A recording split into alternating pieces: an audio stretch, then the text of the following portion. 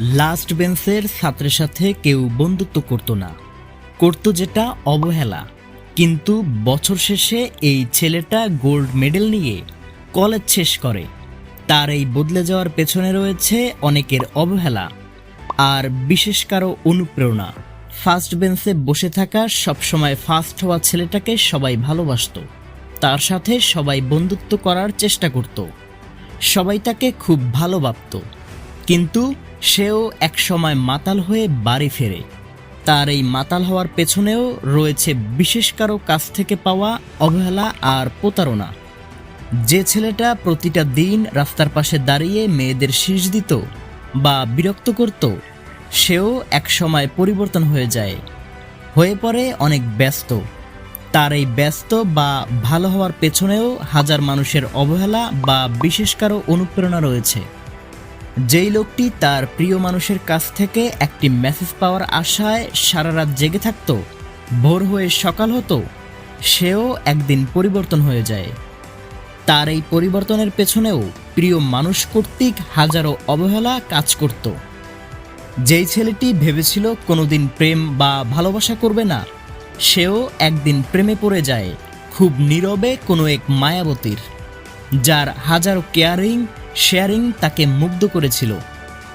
যেই ছেলেকে শুধু বেকার থাকার কারণে সুন্দরী কোনো মেয়ে না ভালোবাসতে চাইতো না বিয়ে করতে চাইতো, বিশ্বাস করুন সেও একদিন কোনো এক কোটিপতির রাজকন্যাকে বিয়ে করে নিজের যোগ্যতা দিয়ে। তার এই পরিবর্তনের পেছনেও হাজার মানুষের অবহেলা বা বিশেষ কারো অনুপ্রেরণা রয়েছে। আজ যে মেয়েটির বা ছেলেটির বাবা মা চিকিৎসার অভাবে মারা যাচ্ছে, এরাও কোনো এক সময় জেলা বিভাগের বা দেশের সেরা চিকিৎসক হবে, হাজারো মানুষের চিকিৎসা করবে বিনা পয়সায়। আসলে এরকম অনেক উদাহরণ আছে আমাদের চারপাশেই। একটু ভালো করে খেয়াল করলেই আমাদের তা নজরে চলে আসবে, যেখানে কারো একটু ভালোবাসা বা অনুপ্রেরণা পেয়ে কারো লাইফ চেঞ্জ হয়েছে, আর কারো অবহেলা পেয়ে সুন্দর একটি গোছানো জীবন নষ্ট হয়েছে। জীবনটা সত্যিই অদ্ভুত। জীবনের এই রঙ্গমঞ্চে অনেক কিছুই ঘটে যা আমরা কখনোই ভাবি না, আসলে ভাবতে পারি না।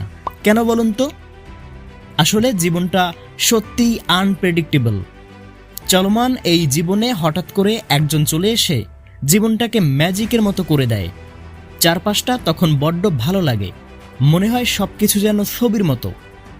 বাঁচতে ইচ্ছে হয়, ভালোবাসতে ভালো থাকতে ইচ্ছে হয়, কিন্তু হঠাৎ ভাগ্যদেবীর কোনো এক অদ্ভুত পরিহাসে শীতের দুপুরে বৃষ্টির মতো আচমকা এসে চলে যায়।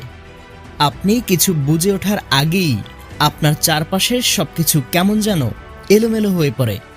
আপনি যখন একটু ভাবতে বসবেন আপনার চারপাশের প্রিয় মানুষগুলো কেমন পাল্টে গেছে তাদের আচার ব্যবহার, তখন মাঝে মাঝে মনে হবে জীবনের সবকিছু এখানেই শেষ। তবুও দিন শেষে আপনি নিজেকে চালিয়ে নেবেন, মানিয়ে নেবেন। কেন বলুন তো? কারণ জীবন তো একটাই।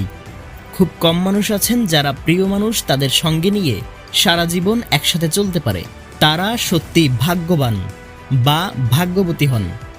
পৃথিবীতে কেউই পারফেক্ট নয়, আবার কেউ অযোগ্যও নয়। কোনো না কোনো স্থানে সেই সেরা। তাই কখনো কাউকে অবহেলা ইগনোর করতে নেই, সে যেই রকমই হোক।